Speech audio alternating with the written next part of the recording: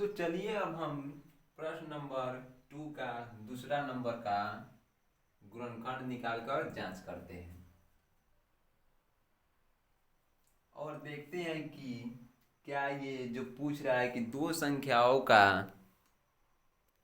गुणनफल एचसीएफ और एलसीएफ के बराबर होगा। तो सबसे पहले हम 510 को लेंगे और इसका गुणनखंड करेंगे। तो कितना हो जाएगा गुणनखंड? 2 दूना 4, 2 पचे 10, 2 पचे 10। फिर अब कितने से जाएगा?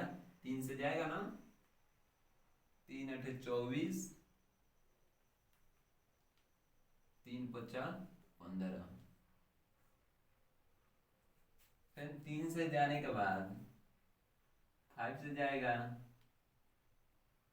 5 एकम 5, 5 5 1 जा 5, 5 7 जा 35। यानी कि हमारा 510 यानी 510 का जो गुणनखंड हुआ है वो हमारा 2 इंटू 3 इंटू 5 इंटू 70। अब 92 का निकालेंगे।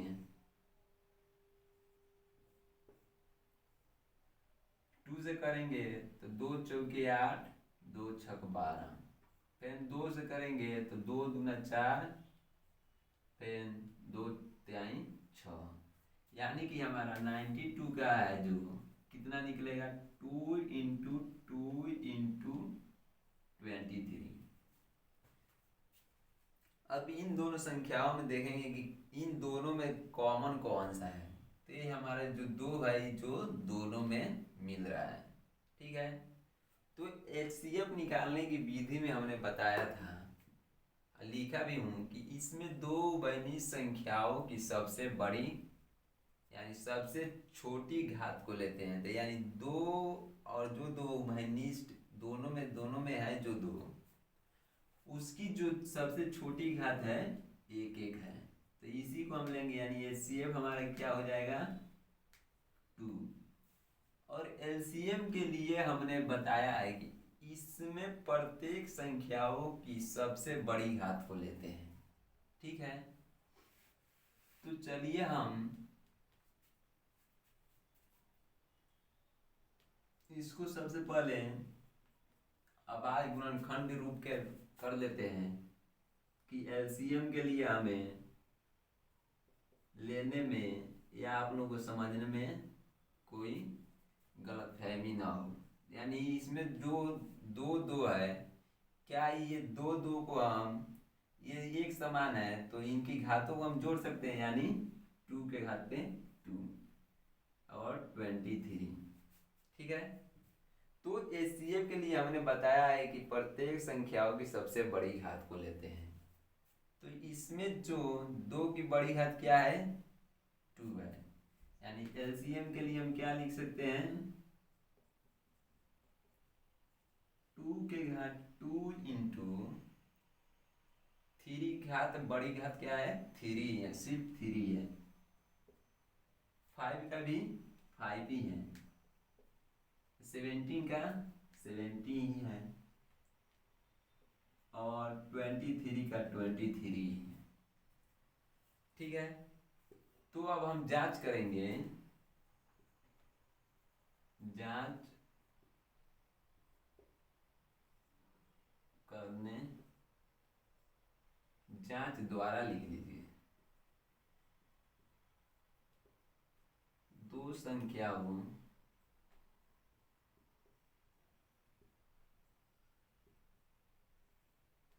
का गुणनफल बराबर H C F into L C M. यानी दो संख्याओं का गुणनफल क्या हो जाएगा हमारा? 510 इंटू 92। एलसीएम हमारा क्या है? एचसीएफ तो 2 है, एलसीएम कितना है? 2 के घाते 2। इसको हम गुणा भी कर सकते हैं ना।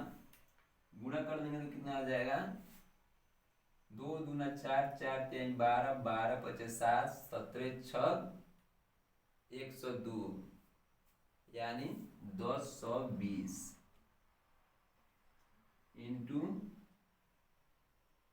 23। इसको हम आप लिख सकते हैं 2 into 10 20 into 23। इन दोनों का गुणा करेंगे तो 46,920, इनका गुणा करेंगे तो 46,920 आएगा। तो हम कह सकते हैं कि दो संख्याओं का जो गुणनफल है वो हमारे एचसीएफ इंटू एलसीएम के बराबर होता है। तो चलिए अब हम आगे चलते हैं।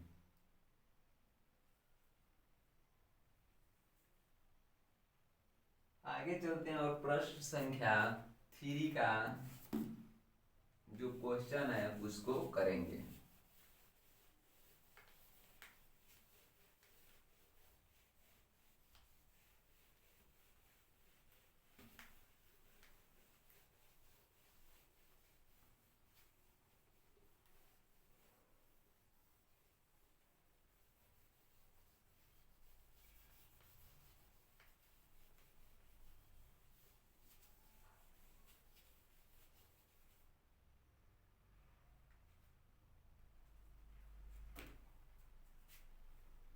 इसमें दिया है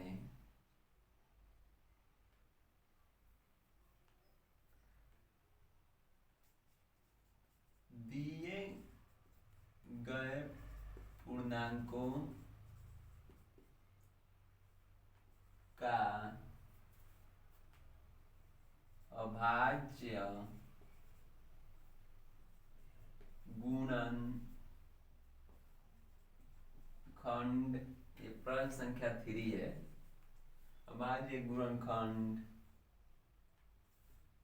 विधि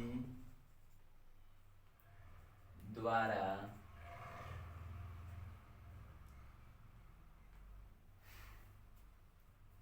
HCF व LCM निकालें। इसमें एलसीएम और HCF और LCM निकालने के लिए कहा गया। तो पहला क्वेश्चन है 12 15 12 15 और 21। दूसरा क्वेश्चन है 70 23 और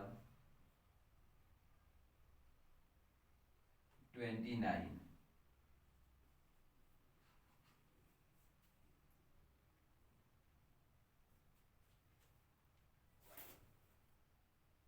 तो हम पहला क्वेश्चन पहले कर रहे हैं।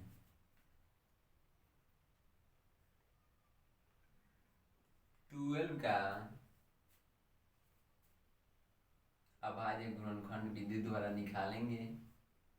2 से देंगे इसमें भाग तो कितना हो जाएगा, 6 हो जाएगा। फिर 2 से करेंगे तो 3 हो जाएगा। यानी 12 को हम किस प्रकार लिखते हैं, 2 into 2 into 3। इसी प्रकार हम 15 का निकालेंगे तो इसमें 3 से देंगे कि नहीं, 3 से ही ना जाएगा। तो 3 से देंगे तो यहाँ पे 5 आएगा।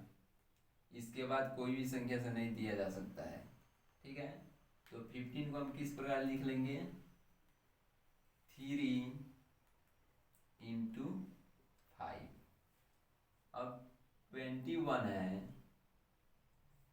21 को 3 से सबसे पहले दिया जाएगा तो 3 सत्ते 21। अब इसके आगे इसमें नहीं जा पाएगा तो हम लिख लेंगे 21 इक्वल टू 3 into 7। अब आप लोग इसमें देखिए तीनों में 12 15 और 21 में क्या तीनों में एक समान कोई संख्या है? हाँ है। आप लोग को दिखाई दे रहा है ना, ये जो 3 है तीनों में है, यानी 12, 15 और 21 में। तो जैसा कि हमने आप लोगों को बताया था कि वे संख्या एचसीएफ कहलाती है जो दो संख्याओं में या तीनों में उभयनिष्ठ हो और जिसकी सबसे छोटी घात हो। कहने का मतलब है कि वे संख्याएं एचसीएफ कहलाती है, लघु महत्तम समावर्तक कहलाती है, जिसकी घात सबसे छोटी हो और वो दो या दो से अधिक जितनी भी एलसीएम या एचसीएफ की संख्या होगी उसमें उभयनिष्ठ हो, वही संख्याएं हमारी एचसीएफ कहलाएंगी। तो हमारा एचसीएफ यहाँ पे हो जाएगा 3। एलसीएम के लिए हमने आप लोगों को बताया था कि ये 2 और 2, तो इसकी घातें हम इस प्रकार लिख सकते हैं क्योंकि इसका आधार है जो समान है, तो इसको हम 2 के घात 2 लिख सकते हैं इंटू 3। इसको 3 इंटू 5 लिख सकते हैं, इसको 3 इंटू 7। और एलसीएम के लिए हमने बताया था कि प्रत्येक संख्या की सबसे बड़ी घात ही हमारी एलसीएम कहलाती है। यानी 2 की घात सबसे बड़ी घात क्या है? 2 है। ठीक है, 2 की सबसे बड़ी घात 2 है तो लिख लेंगे। फिर हमारा 3 की बड़ी घात 3 है, अरे एक ही है ना। फिर हमारा 5 की बड़ी घात क्या है? 1 है, यानी 5 ही होगा। 7 की बड़ी घात क्या है? 7 ही है। तो हम इसको लिख सकते हैं इस रूप में 2 दूना 4, 4 3 12, 12 पचे 60, 7 60 और 60 में 7 से गुणा करेंगे तो 420। यही हमारा एचसीएफ कितना हो जाएगा? 3 हो जाएगा और एलसीएम कितना हो जाएगा? 420 यानी 420। अब दूसरा नंबर क्वेश्चन कह रहा है, इसको हम निकालेंगे। 17 का निकालेंगे तो ये खुद से जाएगी। हमने आप लोगों का अभाज्य संख्या में यही तो बताया था कि वे संख्या जो सिर्फ स्वयं से विभाजित हो, किसी अन्य संख्या से ना हो। यानी हम जो यहाँ पे जो संख्या लिख रहे हैं वो सिर्फ अभाज्य संख्या ही आएगी, यहाँ पे कभी भी भाज्य संख्या नहीं आ सकती है। यानी 17 से करेंगे तो 1 आएगा। ठीक है, दूसरा नंबर हमारा ये, इसको लिख ले सबसे पहले। 17 को 17 इंटू 1 लिख सकते हैं 23। 23 को क्या कर सकते हैं? 23 से ही जाएगा क्योंकि अगर अन्य संख्या नहीं आ सकता इसमें तो एक बार में जाएगा। तो इसको भी लिख लें 23 इंटू 1 29। अब इसको भी हम 29 से देंगे तो 1 बार में जाएगा, तो इसको भी 29 को हम लिख लें 29 इंटू 1। अब इन तीनों में एचसीएफ के नियम कौन फॉलो कर रहा है? तो हमने बताया था कि जो भी संख्या तीनों या दो में या दो से अधिक जितने भी होंगे उसमें उभयनिष्ठ होने चाहिए, सभी में उभयनिष्ठ हो, वह संख्या हमारी एचसीएफ होती है। तो इसमें, इसमें और इसमें ये तीनों क्या है? उभयनिष्ठ है, तो हमारा एचसीएफ 1 हो जाएगा।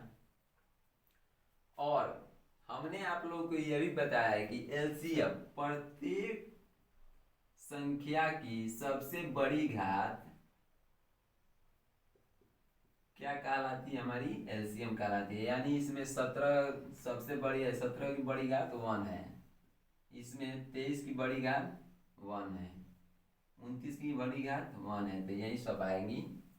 अब इन तीनों का गुणा करेंगे,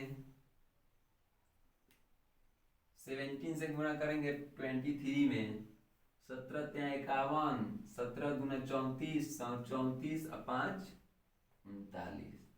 फिर 29 से यानी 29 से करेंगे अब, यानी 391 में 29 से, तो 9 9 9 जा 81, 9 3 जा यानी 9 3 का 27, 27 8 35, 2 8 7 या 9 3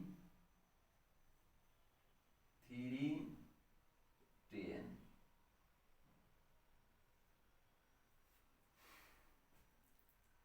तो हमारा गुणा करने पे कितना आएगा? 10 33 9। तो हमने आप लोगों को प्रश्न संख्या 3 में ये दो एचसीएफ और एलसीएम निकाल कर बता दिया। तीसरा नंबर जो प्रश्न है आप लोग खुद से कीजिए क्योंकि इसी पे आधारित है। हम अब प्रश्न 4 की तरफ बढ़ रहे हैं और प्रश्न 4 करेंगे। आप लोग तब तक इसे उतारें।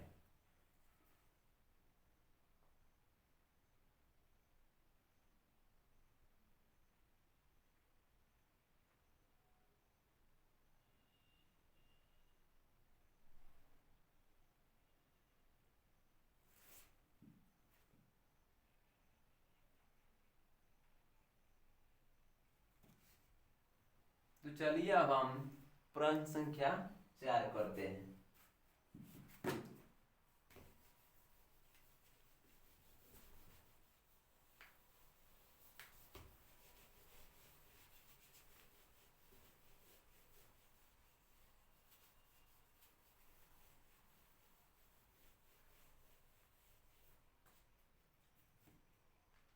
प्रश्न संख्या 4, HCF 657 और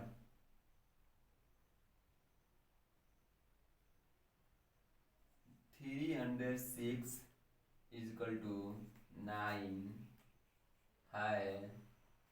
तो LCM 657 और 306 ज्ञात कीजिए।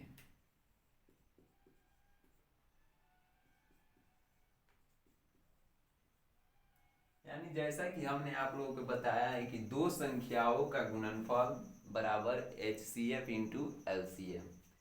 तो हम देखेंगे इसमें कि हमारी दो संख्याएं तो दी हुई हैं 657 और 306। हमारा HCF का मान भी दिया हुआ है 9। हमारा LCM निकालना है, LCM को हमको निकालना है, LCM निकालना है। तो हम लिखेंगे दो संख्याओं का गुणनफल बराबर कितना?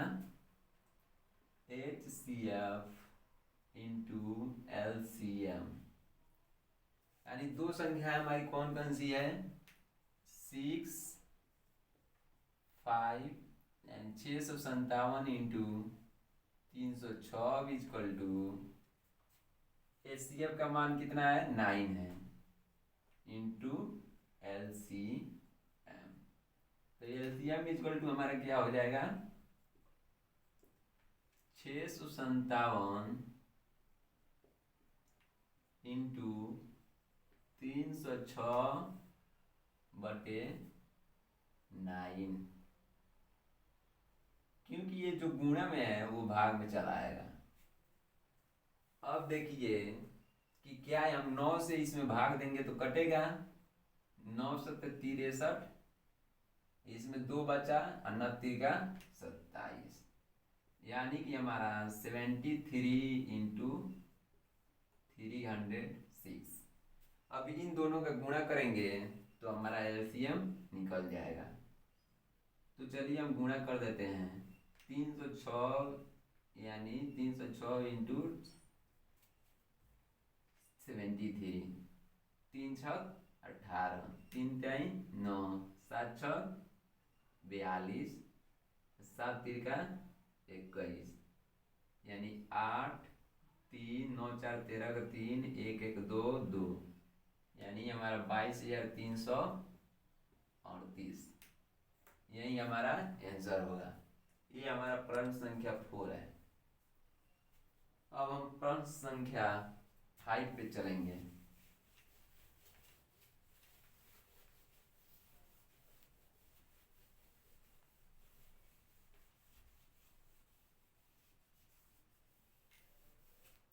प्रश्न संख्या 5 हमारा क्या कर रहा है ये देखिए।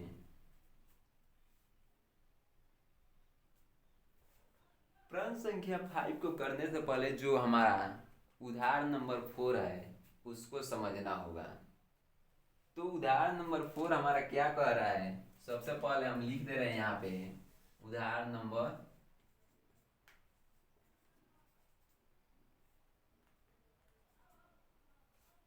ये उदाहरण नंबर 4 है।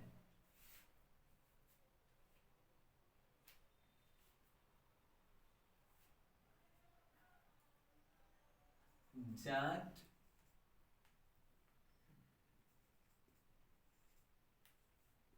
जांच कीजिए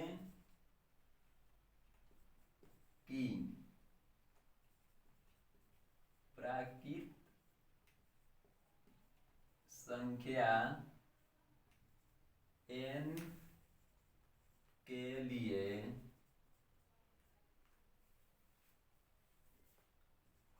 4 के पावर n अंक शून्य पर समाप्त हो सकती है। गौर करने वाली बात है कि इसमें कह रहा है कि जांच कीजिए कि प्राकृत संख्या n के लिए 4 के पावर n अंक शून्य पर समाप्त हो सकती है। आप लोगों को इसमें जांच कर बताना है कि क्या प्राकृत संख्या n के लिए 4 का पावर n अंक शून्य पर समाप्त हो सकती है। तो शून्य पर समाप्त होने के लिए आप लोगों को तो प्राकृत संख्या मालूम होगा कि गिनती की जितने भी संख्या होती है नेचुरल नंबर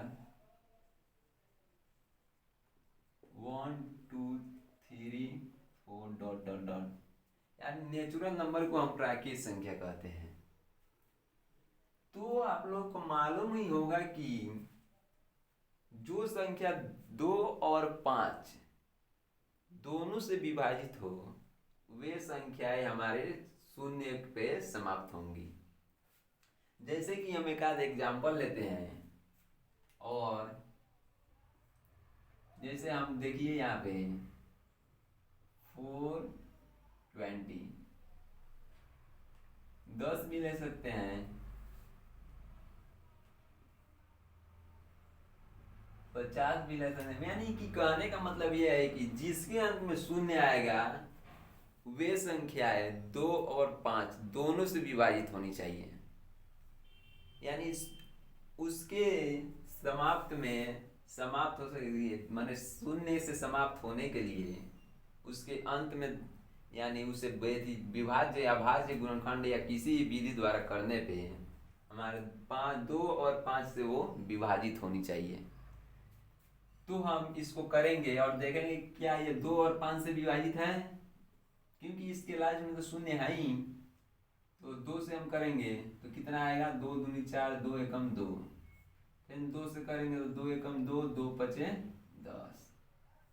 फिर अब 2 से नहीं जाएगा, इसमें 3 से जाएगा ना, 3 3 9 3 पचे 15। 5 से जाएगा, 5 से बन जाए इतना।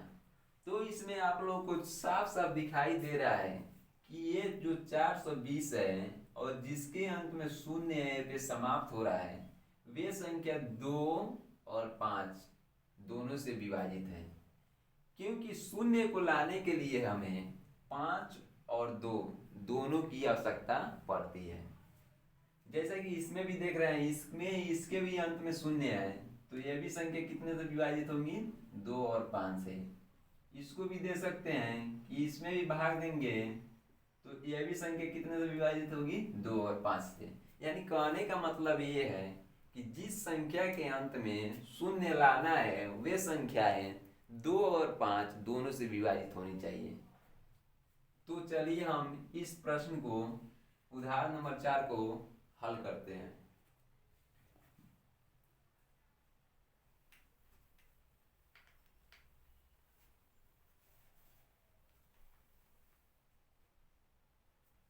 हल। प्राकृत संख्या n के लिए 4 के पावर n को हम क्या लिख सकते हैं? 2 इंटू 2 के पावर n। क्या हम इस रूप में लिख सकते हैं? इससे भी कोई दूसरा रूप होगा? नहीं होगा, इस रूप में लिख सकते हैं। तो प्राकृत संख्या n के लिए 4 के पावर n इक्वल टू कितना? तो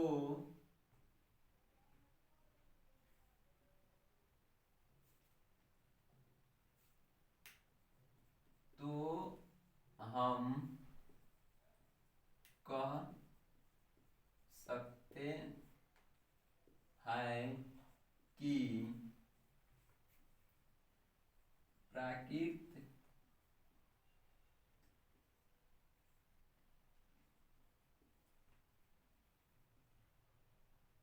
संख्याएं n के लिए n के लिए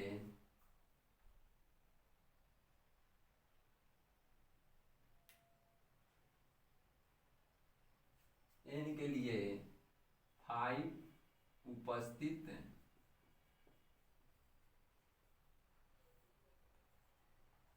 नहीं है,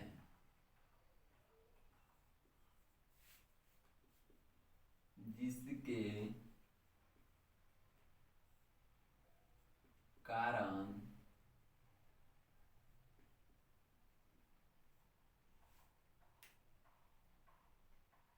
4 के पावर n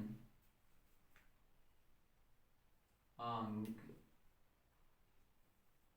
शून्य पर समाप्त नहीं होगा।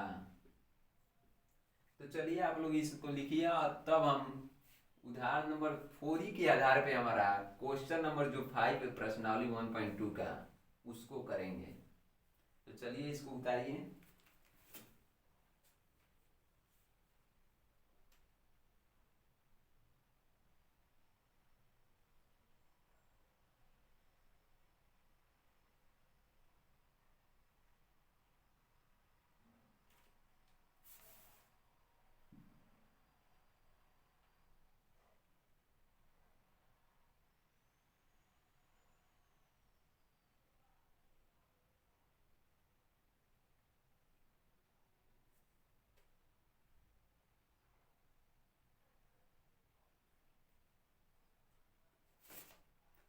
तो चलिए हम क्वेश्चन नंबर 5 करते हैं।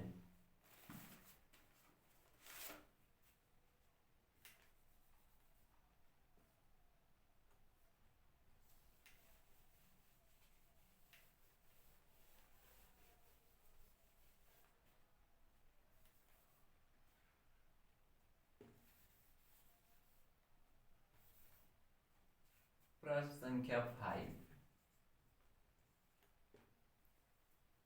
जांच कीजिए कि प्राकृत संख्या n के लिए 6 के पावर n का n संख्या, प्राकृत संख्याएं n के लिए 6 के पावर n अंक शून्य पर समाप्त हो सकती है। तो प्राकृत संख्याएं n के लिए 6 के पावर n इक्वल टू 2 × 3 के पावर होल n। तो हम कह सकते हैं, तो हम कह सकते हैं कि 6 के पावर n में, तो हम कह सकते हैं कि 6 के पावर n में 5 उपस्थित नहीं है। अतः यह संख्या शून्य पर कभी समाप्त नहीं होंगी। तो आप लोग इसे उतारें, नोट कर ले अपने एथी में, क्योंकि ये जो पांचवा नंबर प्रश्न है और हमारा चौथा नंबर प्रश्न है, ये ऐसे प्रश्न हमारे बोर्ड के पेपरों में पूछे जाते हैं। तो आप लोग इस पे गौर से ध्यान देंगे और समझेंगे। चलिए अब इसे उतारिए।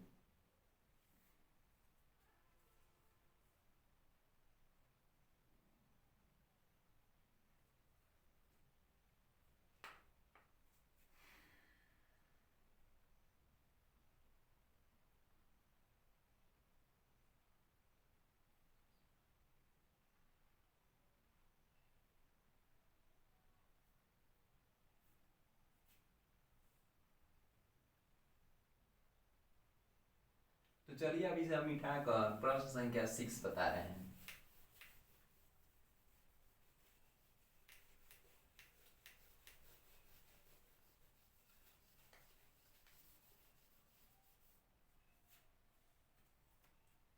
प्रश्न संख्या 6 कह रहा है,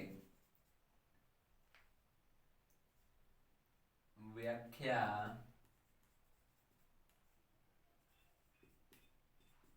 कीजिए कि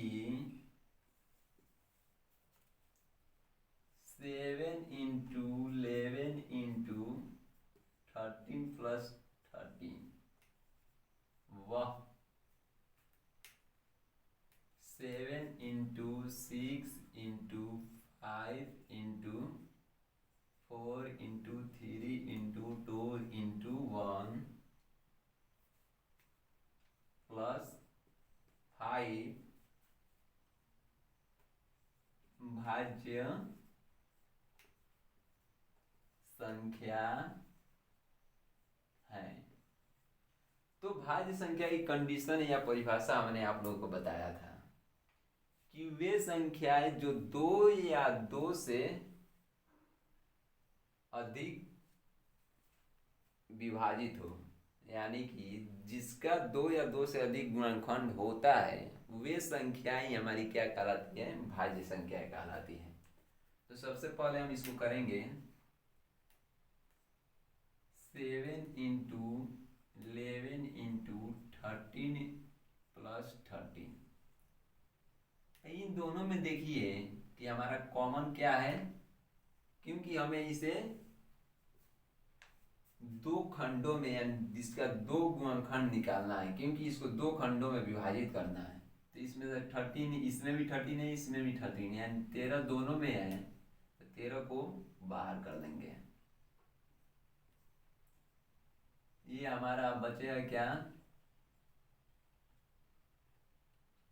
+1, यानी कि अब 13 × 11 × 7 कितना हो जाएगा? 77 + 1, यानी हम इसको लिख सकते हैं 13 × 78। तो क्या ये आप लोग बता सकते हैं कि ये 2 या 2 से अधिक खंडों के रूप में लिखा गया है कि नहीं? तो ये भाज्य संख्या है। ठीक है, दूसरा नंबर भी इसी तरह करेंगे। 7 × 6 × 5 × 4 × 2 × 1 प्लस में क्या दिया है हमारा 5 दिया है। तो इन दोनों में देखिए प्लस के उधर यहाँ पे दोनों में है 5, तो इन दोनों में से 5 को क्या करेंगे कॉमन कर लेंगे। तो हमारा क्या क्या बच गया 7 × 6 × 4 × 3 × 2 प्लस 1, यहाँ पे 1 बचेगा।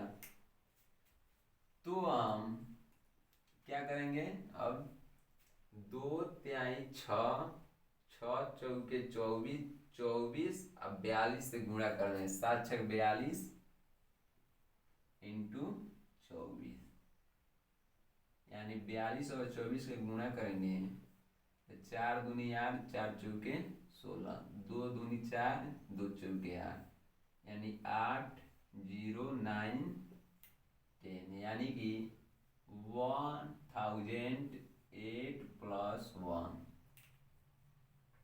यानी कि हमारा हो जाएगा 5 × 1009। अब देखने से ही मालूम चल रहा है कि हमारा ये दोनों विभाज्य यानी अभाज्य संख्याएं हैं, क्योंकि इन दोनों का गुणनखंड किए हैं तो दो बराबर मैंने 2 भागों में इसका गुणनखंड हो गया है। यानी 2 से अधिक जिसका भी गुणनखंड हो या 2 या 2 से अधिक जिसका भी गुणनखंड हो वो भाज्य संख्या कहलाती है। चलिए तो अब जी का लेक्चर यहीं पे समाप्त करते हैं। अगले लेक्चर में हम लोग अगला जो लेक्चर होगा हमारा वो प्रश्नावली 1.3 का होगा। उसमें हम जो आगे की बातें हैं वो जानेंगे और बेसिक से उसका भी अध्ययन करेंगे। धन्यवाद।